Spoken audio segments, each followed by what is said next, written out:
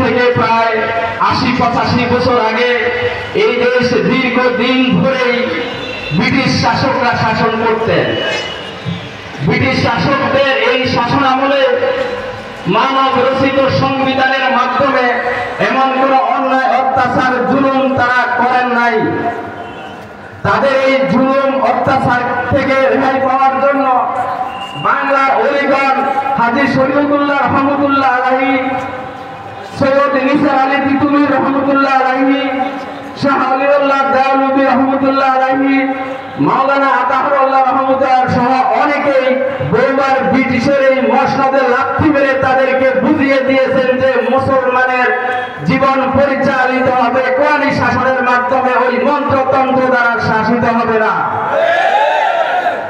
দুর্ভাগ্য হইলেও সত্যি, আজকে দীর্ঘদিন পরে বাংলার জনগণ বুঝতে পেরেছে, আজকে আমরা সকলেই মিলে একত্রিত হয়ে বাংলার 18 কোটি মানুষের প্রাণের স্পন্দন ইসলামী আন্দোলন বাংলাদেশের আমির, 8 দলীয় ঐক্য জোটের আমির পীর সাহেব চরমনাইয়ের নেতৃত্বে এই বাংলার জমিনে ইসলামী আইন সঠিকই কায়েম হবে ইনশাআল্লাহ।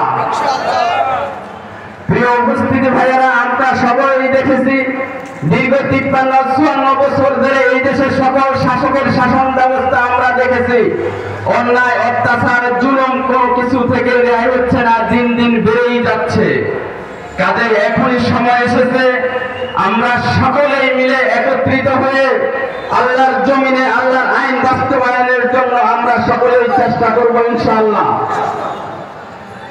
আপনাদেরকে সকলকে এই বিশাল সমাবেশের মাধ্যমে আমরা উদাত্ত আহ্বান জানাতে চাই।